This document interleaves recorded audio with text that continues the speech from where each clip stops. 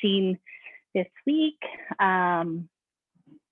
So my name is Tanya Williamson. I am a certified exercise physiologist through CSEP, and I am within the Health and Wellness Lab at the University of Calgary. My position is the ACE project coordinator.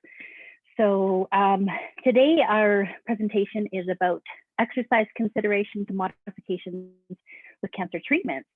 So hopefully you were prefaced with Loren's really awesome presentation at 3 o'clock today, and sort of come into this presentation with a bit of background on sort of how we do things. So again, similar to hers, this presentation is sort of meant to be presented to qualified healthcare, or sorry, qualified exercise professionals, those interested in teaching exercise to those with cancer or beyond treatment or living with cancer. So if there's patients or participants in the crew, welcome. If there's any questions along the way, my intention is to kind of sort of make this really as interactive as possible. So what you'll see is kind of me presenting some slides, and then I'll kind of go out and sort of show some different ways of modifying exercises. And then please stop me and just ask questions as you go, and as you have any questions or concerns, or if you're thinking about certain exercises that you intend to do or like doing or want to know kind of how to modify, I hopefully can answer that question. Okay, so the overview of today is we're just going to review a bunch of typical side effects of treatment, cancer treatments, okay? And I've got quite a comprehensive list. So I'm going to kind of speed through some of them and take a little bit more time on others, and we'll kind of go from there. So that's kind of the quick overview. I keep getting, there we go. That's the second list there. I couldn't fit them all on one slide, sorry. And I can PDF these slides and send them out afterwards as well, so that you can have them. So feel free to take notes, and if you have any questions after, let me know. All right, so general considerations for treatment. Okay, so this is going to be just a real quick overview. Hopefully the intention is that most of you have maybe taken the Thrive Health Services training that is offered through our supervisor's business, side business, where she educates fitness professionals and qualified exercise professionals more about the sort of cancer treatments, cancer process, and how it impacts exercise. So I'm hoping that some of you come with a bit of that background. So this is going to be intended to be a bit more of a sort of overview and not really be too intense. So common ones that people will have if they are diagnosed with cancer is surgery. And so what really needs to be considered here is the time for recovery. And so typically speaking, we're typically looking at a 4 to 6 week recovery period where the patient has been through a surgery to resect the tumor or tumors. And we want to respect that healing time that's required, or until the surgeon has cleared them for exercise as well is important. Post-surgical complications may extend these timelines. So again, infections may occur, things like that. And then some physicians or surgeons may actually indicate a lifting restriction. So again, sort of adhering to that as you resume exercise. Another common treatment is chemo. And so participants will have chemo infusions. We call them participants because they participate in our studies and in our programs. As they go through treatments, they're called patients. Another sort of global term that we might use is a survivor or those living with cancer, okay? So I'll use them interchangeably, but just sort of know what I'm talking about there. So again, chemo, common, you'll have, they'll go in for infusions, or sometimes there's oral chemo that they take on a sort of more daily basis. And oftentimes there's that sort of natural cycle where they will feel increased symptoms or fatigues with the sort of cycle of chemo as it goes. And so what's important to consider here is adjusting intensity accordingly. And we're going to get a little bit more into sort of how to adjust these things in a few minutes. But we like to use the RPE, the Rating of Perceived Exertion Scale, and the fatigue and energy thermometers. And I'm going to show those again here shortly to help adjust intensities as we involve our participants with exercise. So other things to consider are the rest and recovery that's needed. So you're sort of keeping in mind what people are coming in with, and what they're doing already, and sort of how that's sort of impacting them, and the FIT principle. So again, I'm going to touch a little bit more on this as we get into fatigue, but you know, it's not all go, go, go, go, go. You do need to consider the time for rest and recovery as well. And within that recovery, it's really important to have that proper nutrition and hydration for recovery. And so oftentimes our participants will, they'll experience a weight gain, a weight loss as they go through treatments, whether it be chemo or otherwise. And that's often discouraging one way or the other for them. And that is often top of mind. And so what is important to sort of encourage them to consider is that, you know, staying healthy and not sort of putting them in a deficit sort of situation to stay, you know, on top of their weight, if you will, and their healthcare providers as they go through will support that as well. So sort of be that sort of extra, you know, sound that is encouraging them to sort of eat healthy, but eat, rest, and have that nutrition. Okay. And then a couple of other things that are sort of considerations that can be impacted with the chemo treatments are tummy troubles, so nausea, diarrhea, constipation. You know, that may impact people's ability to participate. And then blood counts can often sort of go wacky.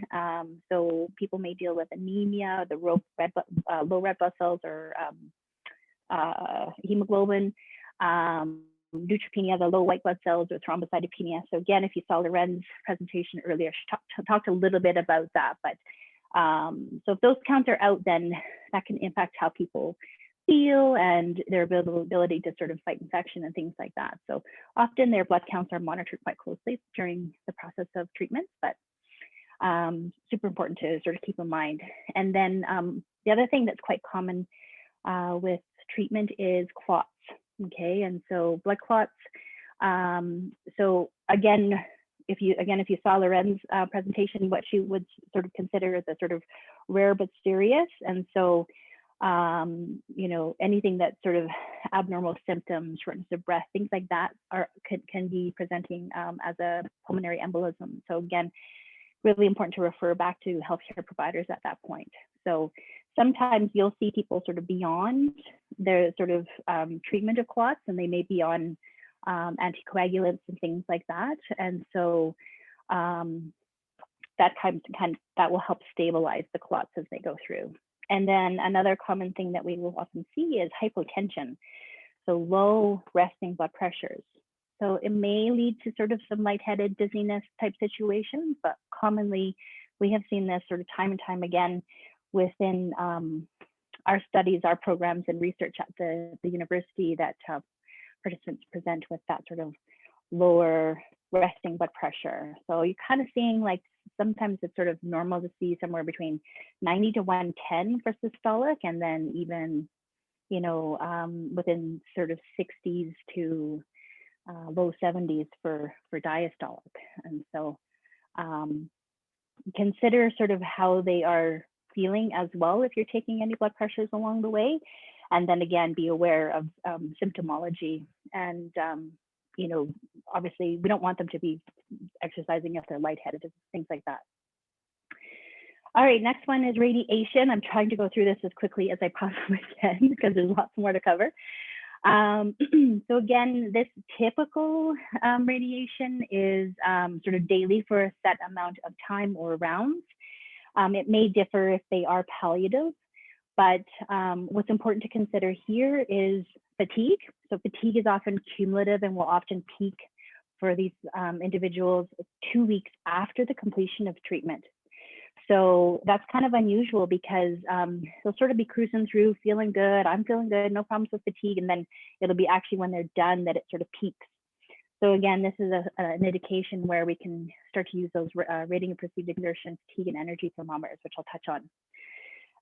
Often the site that's being radiated will have that sort of acute skin irritation. And again, it tends to be cumulative, so it will come on as they have more treatments. And it's almost like a sunburn that can be quite irritating, uncomfortable, painful for them. So really considering the sensitivity that's that they're obviously dealing with. And so, you know, for example, a breast cancer survivor that's having their chest radiated, the impact of sort of wearing a sports bra, a t-shirt, that kind of thing. And so wearing what they're comfortable with, and then that it may sort of impact of sort of movement and different positioning within exercise may be uncomfortable as well, okay? And then really post-radiation, we tend to see sort of the impact with regards to how that sort of impacts range of motion. ROM is range of motion in the area, so that might be reduced.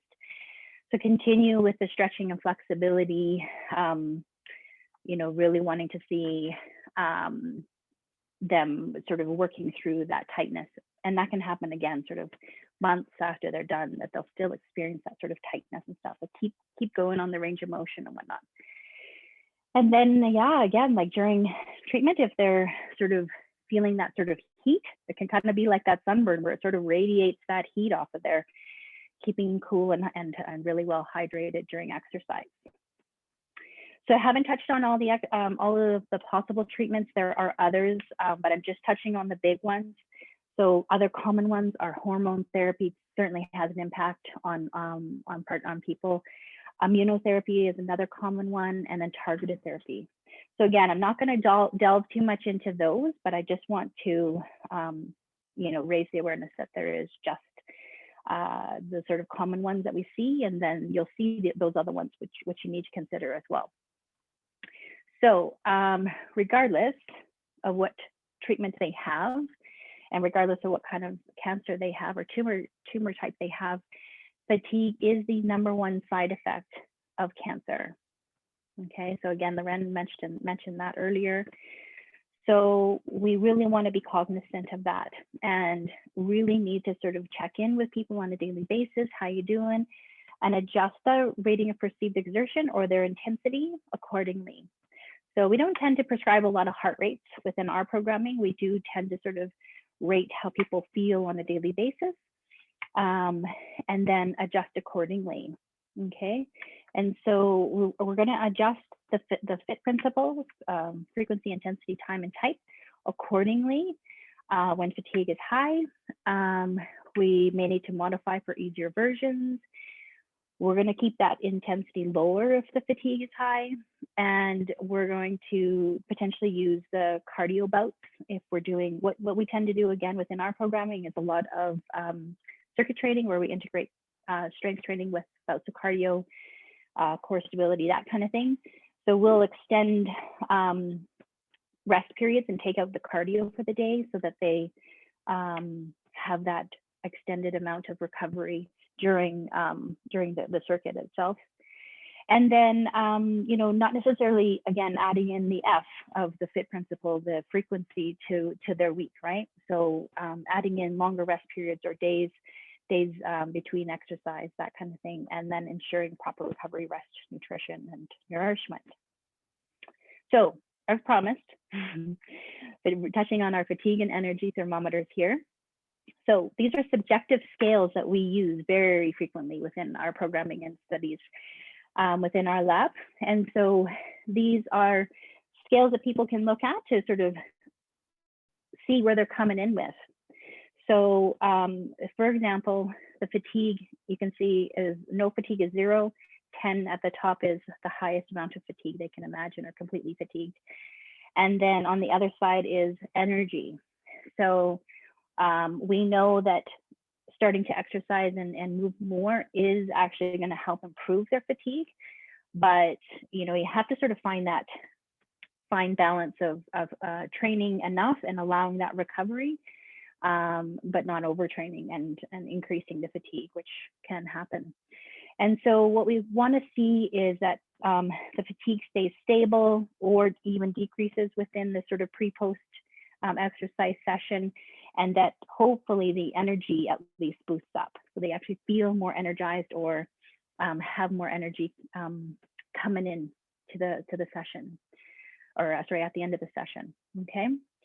So if they have that high level of fatigue coming in, again, adjusting that intensity with regards to their perceived exertion. So this is a rating of perceived exertion scale. So again, 0 is no exertion, 10 is the bottom of the hardest work you can imagine doing. We use the 0 to 10 scale. I know there's a 6 to 20 scale out there as well.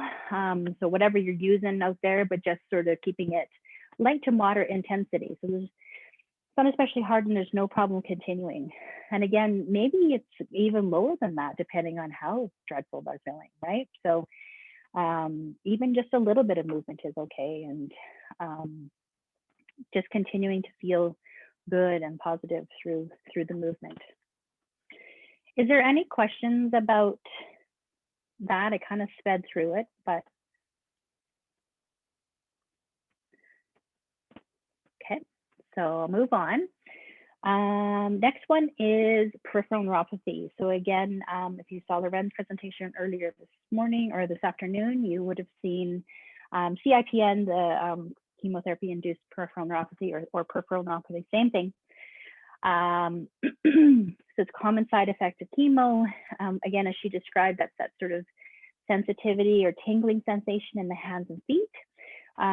So this may have that impact of a reduced sensation on their hands and feet, and this can impact their balance.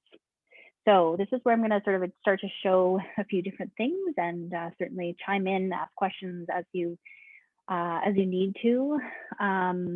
It may affect grip, and so there's a few things that you might want to consider here. So I'm going to stop sharing my screen. I should still be spotlit. I don't know how you say that, but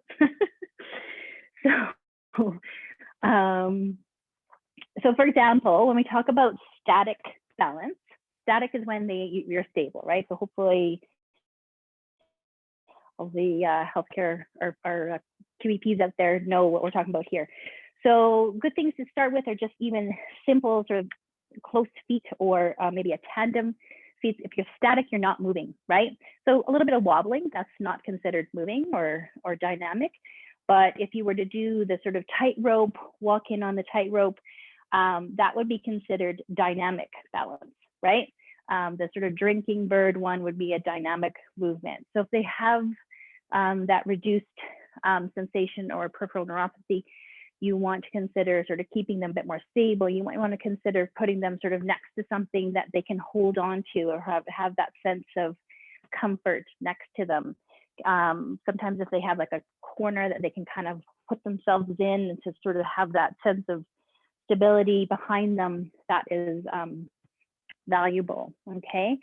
So you can start with sort of simple two-footed movements, move to a static single leg movement, kind of go from there. And then you can start to progress as it's tolerated and as they're sort of feeling more comfortable and more able to sort of have that sense of proprioception as they balance. So sometimes the actual peripheral neuropathy will improve. It's pretty variable, so they may actually regain sensation. Exercise is good, the blood flow is really good, but everybody's experience is kind of different. So sometimes it is longer in nature and or everlasting, and sometimes it does improve over time. Working with bands might be a good consideration versus free weights if grip is a consideration.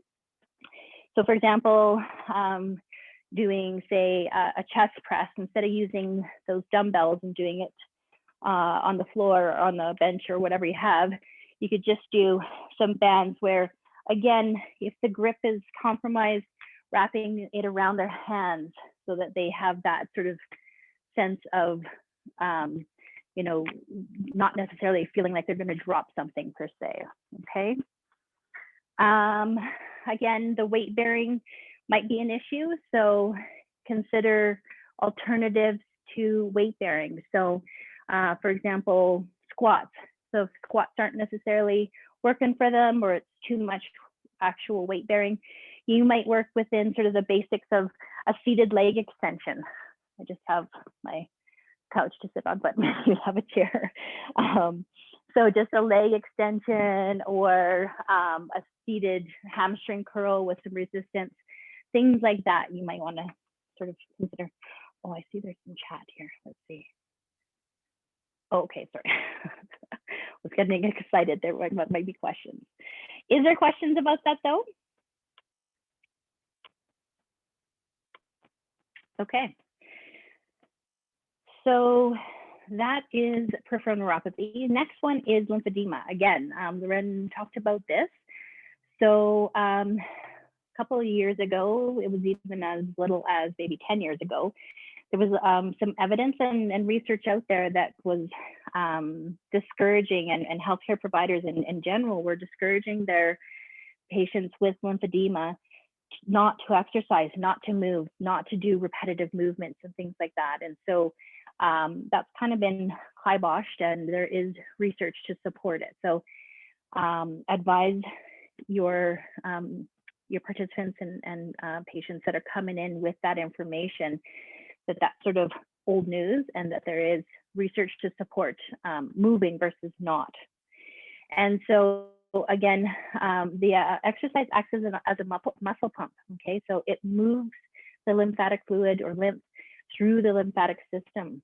So again, Loren did a really nice job of describing this earlier. So hopefully you captured that, but we want that lymphatic fluid moving as much as possible to really reduce that sort of stagnant swelling that will happen.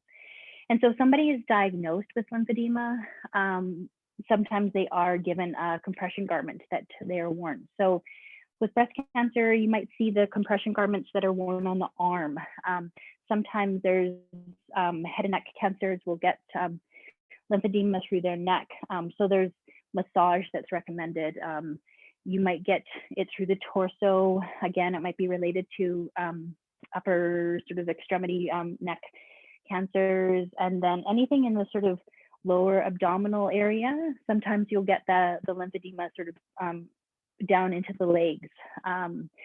So you can see it in multiple areas of the body. So it's important to consider what people might be dealing with. But then if they are prescribed a compression garment, they're really hot and uncomfortable, but they're really important to wear, and they're super valuable to wear during exercise. So encourage people to wear them during exercise, and then just keep themselves cool in other ways with fans or, you know, lighter clothes, that kind of thing. What's really important though is ensuring tolerance of exercise. So start with low intensity or weights, and then progress slow and as tolerated. Okay, and you're always, even if they're years out from treatment and you know, otherwise sort of stable, continue to monitor for any new signs or symptoms of intolerance, or sort of any new signs or symptoms that might be related to the lymphedema, and stop if necessary. So new swelling during or post exercise, any new sensations, that sort of fullness, heaviness, you might experience they might experience tingling sensation, or there's a change in the appearance. So I'd put joints there, but you know, it's sort of through the like through the area that is impacted. So yeah, it's not necessarily within the joints, but I was told one time, sometimes you can see it there sort of more. So for example, like just sort of fullness through, say, the the elbow or like the knuckles, that kind of thing. It's not necessarily present within the joints, like a swelling of, you know, if you were to sprain or strain yourself. It would be just sort of all through there, but it might be more evident through those sort of smaller sort of joint areas, if you will. Does that make sense? Okay, I'm gonna take your silence as a yes. All right, next one, a big one. Again, Loren did a really good job of presenting this earlier today. So bone metastases. So we really want to know that there's stability and where those bone mets are located within the body, okay? So if you know where they are and you know that they're relatively stable from recent scans, that you get that sort of additional clearance from the doctors involved in their care, then you can kind of proceed, but proceed with caution, right? And so knowing the site is super valuable, as Loren was talking about, is that sort of site of torque on the limb or on the axial skeleton, and how that impacts and sort of creates that sort of potential instability and risk of fracture. So that is huge, right? We really don't want to put them at any increased risk of fracture than they already have through participating in exercise. But recognizing the importance of keeping them active, recognizing the importance of keeping them strong, the improving the balance so their risk of fall is reduced. And yeah, so we look at doing closed chain exercises. So I hope that means something to most of you. Again, to the exercise professionals in the crowd, hopefully you know what this means. So that you are sort of keeping contact with the floor, the wall, that kind of thing, right? We really want to keep working on static balance again, and then moving to dynamic balance if they have that comfort level within their balance, but again, not sort of compromising and putting them at risk of practicing balance to sort of into that dynamic movements if it's at risk for fall at all. So again, we're going to modify exercises for safety, do single leg or single leg movements as necessary, so you're not putting any additional torque through the limbs that may be compromised. So again, if, for example, say the humeral head was compromised on the left-hand side, you could still do exercises for the right side and keep them safe that way. Again, if they were sort of through the axial skeleton, you might avoid some overhead press, lateral raises. If the shoulders are at all compromised, or the sort of upper axial skeleton. And I always avoid spinal flexion, extension, and twisting, just to kind of ensure that we're sort of staying on track, if you will. Is there any questions about that one? You guys are very quiet. I don't know, maybe it's in the chat. Emma, I guess, will you unmute yourself and let me know if there's anything coming through the chat that I can't see? I can't actually see it in the screen share presentation. All right, next one then, I want to keep going here and then save room for some questions at the end, is pelvic floor considerations. So when we talk about pelvic floor and core engagement or recruitment, this is a big doozy for a lot of our participants that come through and have any type of abdominal or torso surgery. So even breast lumpectomies can be a culprit, where it just sort of affects the whole sort of kinetic chain within the torso. And radiation as well can impact. So whether it's the chest or the abdomen, anytime there's sort of like there's a cut to the torso, then it really is again going to sort of affect that sort of kinetic chain. And that little saying that your left knee is connected to the, I don't know what it was. Anyways, there was a little saying back in the day, but just that your body is a chain, right? So consider that as you think about things. And so big one to consider is that people will often become incontinent with the surgeries and radiation to the lower abdominal area. So prostate cancer, uterine bladder,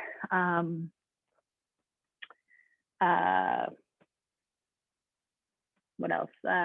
Endometrial, ovarian, those ones that are sort of lower abdominal ones, very common to sort of become incontinent and sort of have that frequent need for urination. They may need additional garments that they will wear sort of in case they don't make it in time, that kind of thing. So just being aware of that, the frequent need and sensation to pee or to go to urinate.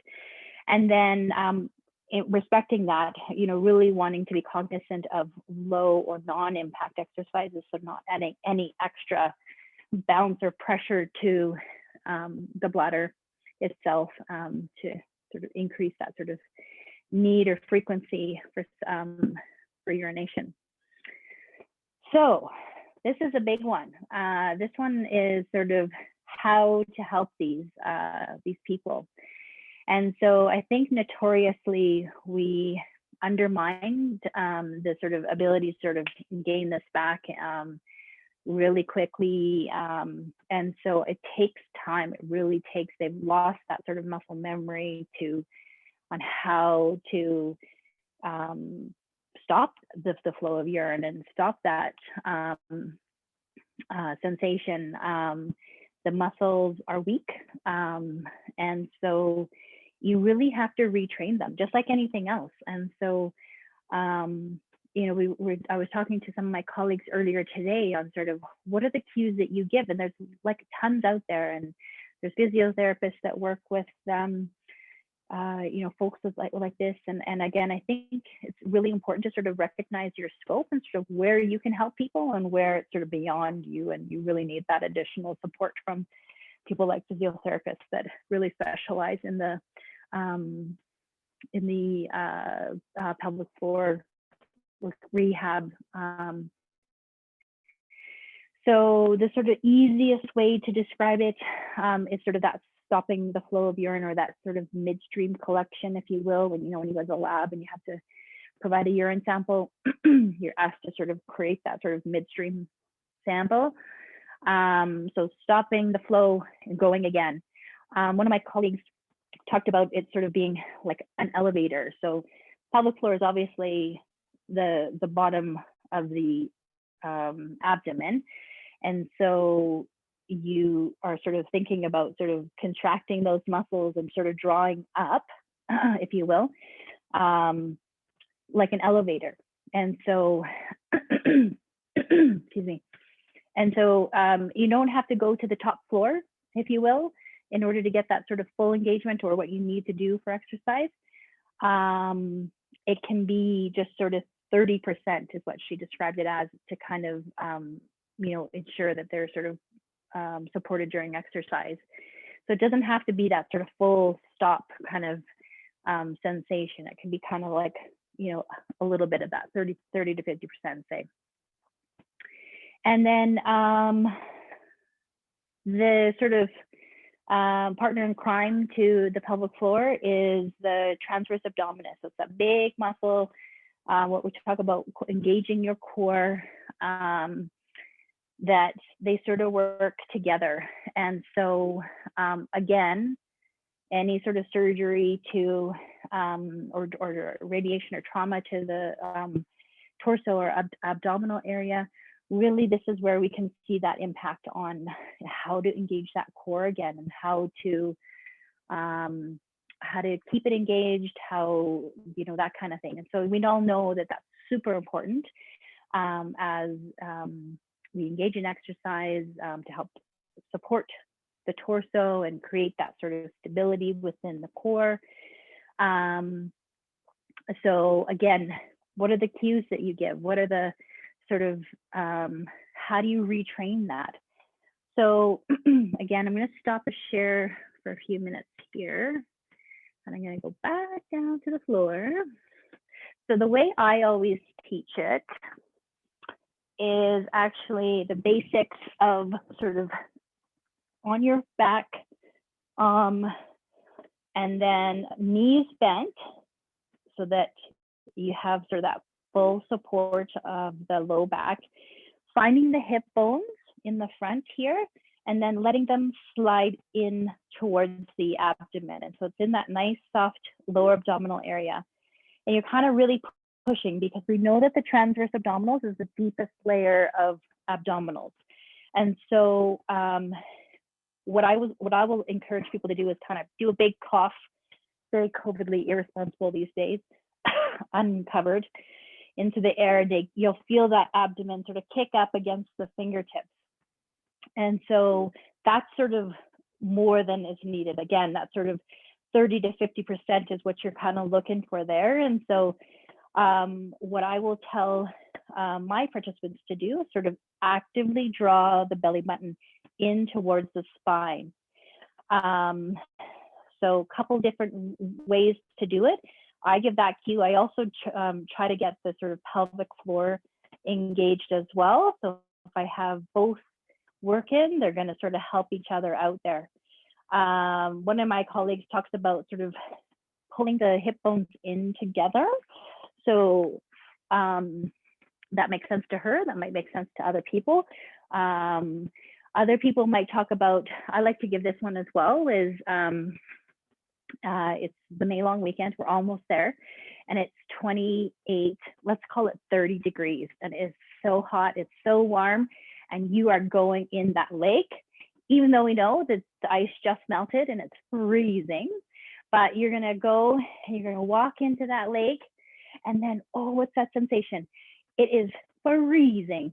So you are pulling everything away from that cold water. So you're pulling up the pelvic floor, you're pulling in the tummy. So again, that's a big one. So if you even think of like 50% of that, that's a good way of kind of thinking about it. Does anybody have any other sort of things that they give? You love the lake cue, nice, good. Anybody else have any other cues that they give out there? Or that works for them or works for their patients or participants? You guys are so quiet. It's kind of unnerving. Like, are you guys out there? No? Okay. All right. All of us. So what's that, Patty? We were all muted at the beginning of the meeting, so I didn't think we were supposed to chat. Oh no, listen, you come on in and tell me what you think. All good. Anybody have anything to add there? All good? Okay, I'll move on then. Let me share my screen again. So just again, you know, what I think again is really important is to kind of go back to the basics.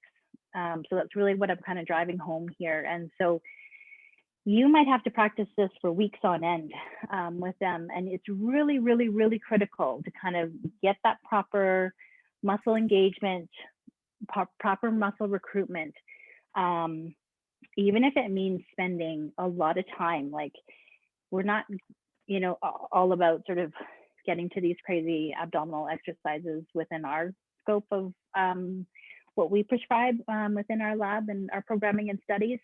We kind of keep it fairly basic. We really want to sort of have the proper muscle recruitment, muscle engagement as people sort of move forward, and then build upon that as they regain it and whatnot. Okay, I'm going to move on. So post-surgical recommendations or considerations.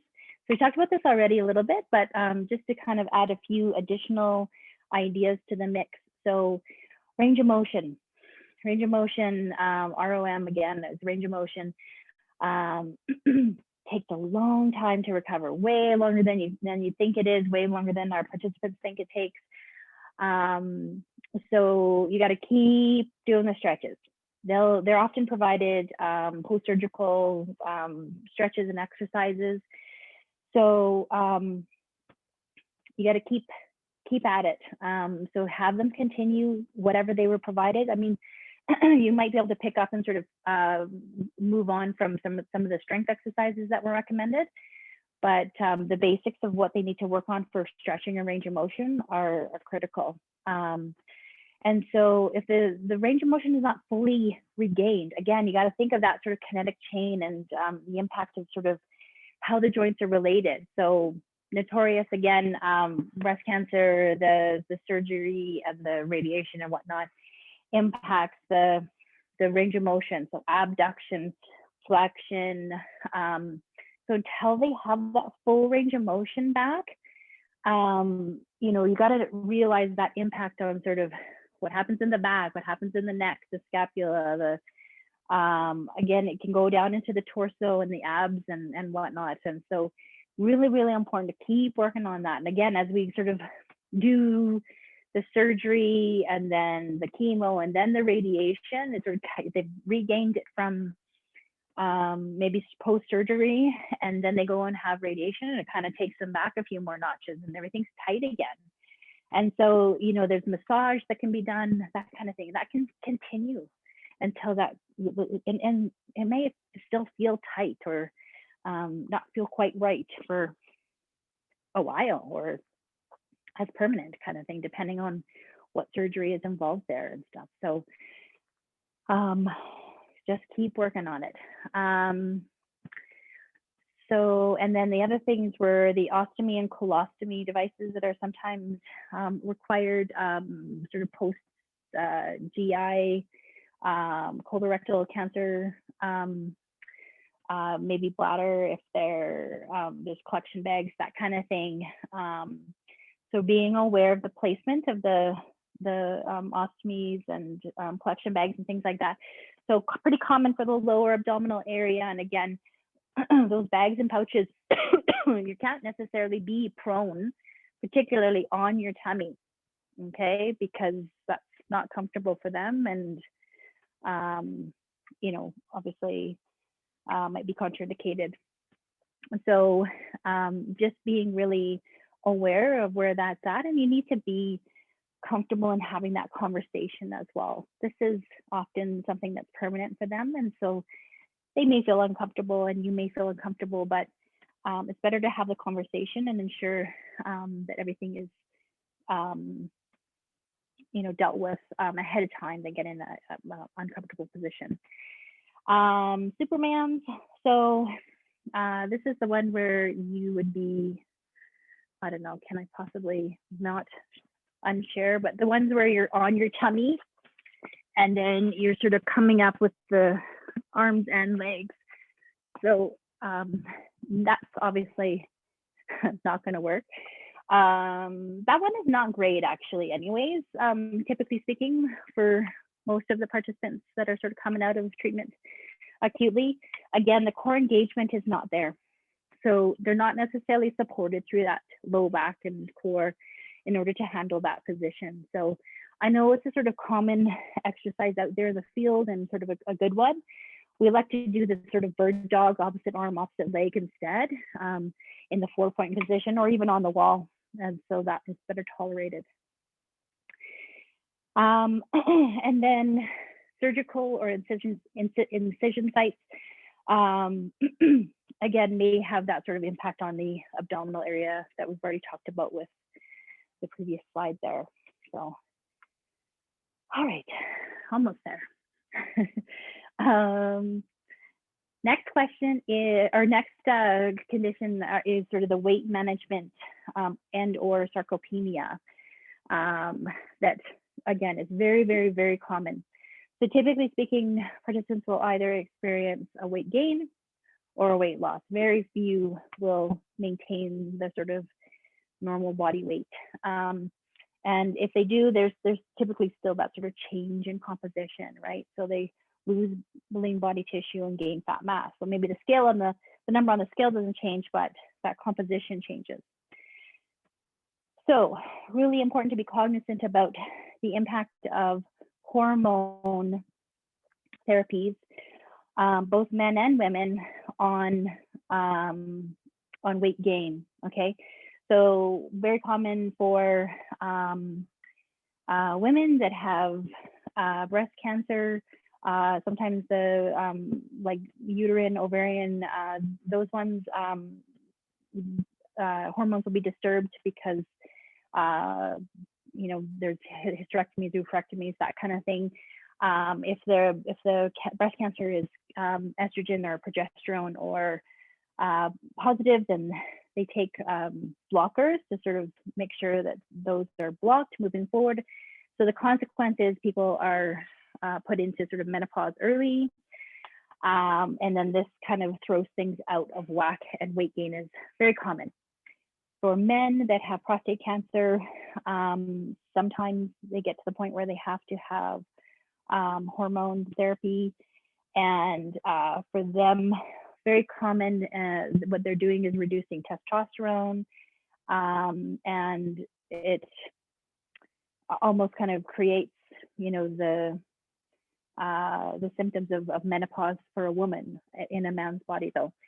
And so weight gain is often, again, a consequence, but what will really happen is they lose lean body tissue, and then again, add the sort of additional fat mass. And so that's quite common amongst other things that they deal with. So really important to consider that. So importance of strength training in that situation to regain that lean body tissue in that scenario. So again, as sort of mentioned back in the early slides there with regards to what to do with these folks that are considering, you know, the need for weight management, weight loss, you know, consider where they're at. Are they done treatment? Consider the timing, you know, are they ready to sort of take that on, or is the thing sort of medically stable? Have they sort of had enough rest and recovery to sort of be on treatment? Sometimes we come out the other end and it's like, okay, I'm done with that. Let's move on with my life. I'm sure the participants within this conversation today can attest to that. And, you know, you're often felt to deal with it like that, right? Your treatment team will say, okay, we'll see you again in 3 to 6 months or something like that. When you've been going, you know, daily, weekly, depending on what kind of treatments you've had, and you come out the other end and you feel nothing like you did before, but you're expected to just kind of resume life as it was. And so again, that's a great time to come in and support these patients and participants, but you know, recognize a sort of vulnerability at that point. So again, better to sort of start getting active and regaining some strength versus focusing on the weight loss at this point. Again, very common for them to really want to focus on that and really want to attack that, if you will. But, you know, really important to kind of consider if it's the right time or not. And then if it is, good. Then again, consider that sort of fit principle. So we're not going to throw them into sort of, if they're coming in and they're not really active, you can't give them, you know, the ultimate sort of weight loss program that's like, say, 5 days a week with, you know, all this caloric expenditure and caloric intake is reduced and things like that. So you have to be really cognizant of that stress on their system as well. And then, you know, I would suggest accessing the dietitians that they would have available to them at cancer centers. Hopefully, I don't know, I mean, within Calgary, I know we have the Tom Baker has dietitians that are excellent, and you'd want them to sort of be supported by the experts in that case. And so, and sometimes if they're on ongoing treatments or maintenance or hormone therapies or things like that, we're not the experts on sort of how to sort of best prescribe food and nourishment for that. So let the experts do it. You know, they look to us for the exercise, so let's look to them for the nutrition. And on the other side of the scale is, pun intended, is sarcopenia. I hope so. There was some laughs out there in those muted little screens. Is sarcopenia, which is the reduction in skeletal muscle, or cachexia, when it becomes extreme. So not all people that would lose weight during treatment will have this sort of degree of loss, but important to recognize that it can happen. And again, the importance here is going the other way. So, reducing the caloric expenditure, but recognizing the importance of increasing lean body tissue, adding, strength back to their body to support the skeleton again. And again, the really importance of nutrition that this plays, where they're getting sufficient nutrition, and then specifically, hopefully, protein to sort of add that lean body tissue in, along with the exercise that you're prescribing. Okay, I think we have 3 more slides. I'm going to make it. Yes. Okay. Next one is arthalgia and myalgia. So these are just fancy words for joint pain and muscle pain, discomfort, stiffness, pain, very common. So it is different than arthritis, osteoarthritis. And so you really need to consider, there is that sort of natural deconditioning that is going to happen for people as they go through treatment. So they get deconditioned, the sort of fatigue comes into play, all of that is considered. And then the arthalgia and the myalgia is sort of the deconditioning can sort of contribute to those, but it can also be due to some of the treatments that are out there. So some of the hormone therapies are kind of good culprits. Sometimes it's just, even I find a lot of people will get very stiff from chemo, and the systemic chemo that's required to take. So that's where you can really make some nice improvements, is helping them regain some flexibility, range of motion. And again, just kind of moving again. So the movement matters, but it's all about kind of finding that perfect balance and that tolerance level of moving enough, but not increasing their pain or discomfort. And then again, we can use the rating perceived exertion scale to kind of adjust intensities. We can modify exercises out there to kind of keep the exercises pain-free. You can reduce the sort of non-impact or low impact, or less weight bearing as necessary. And again, the closed chain exercises may be better tolerated. See, when I talk for 60 minutes nonstop and nobody asks questions, I lose my voice. Okay, and the next one is brain fog, or sometimes it's called chemo brain, chemo fog, lots of different names. It is not specific to chemo though, okay? So that's where that sort of global term of brain fog is a bit better used. So even just having surgery, not just, but having surgery can impact have an impact on the brain fog. So people will often experience, it can affect their memory, it can affect word recall and cognition, very common. And so for us, what we really want to be cognizant of is demonstrating the exercise and cueing. So when we were sent home, whatever, 12, 14 months ago, I don't know, it seems like 30 years ago, but we went virtual within our programming. And so we do a lot more demonstration and cueing at the same time. So what I like to focus on is just a couple of simple cues as I'm demonstrating the exercises. So for example, for squats, I'm going to go with feet hip distance apart. I'm going to always start with my hip hinge. Then I'm going to bend my knees. I'm going to think about keeping my chest proud. Okay. And I'm just going to give those sort of 4 simple things for people to focus on. And then I'm going to demonstrate with them so they can see. And I think, ironically enough, what we saw within our participants is that technique and the demonstration of the exercises actually improved.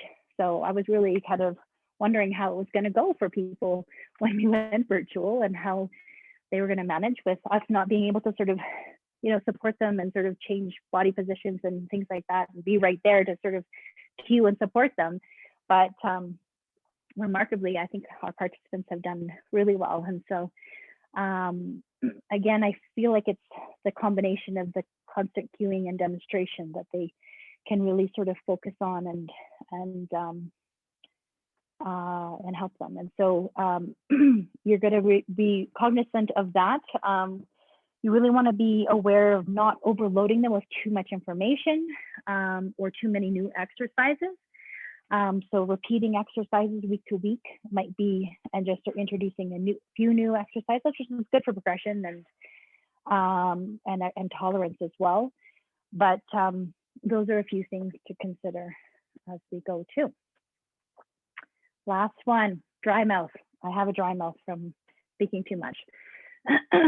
But dry mouth is a very common one, particularly for head and neck cancers, where there's decreased saliva production as a result of, typically speaking, radiation, but I think depending on if they have surgeries in the area, that can potentially impact the saliva production as well.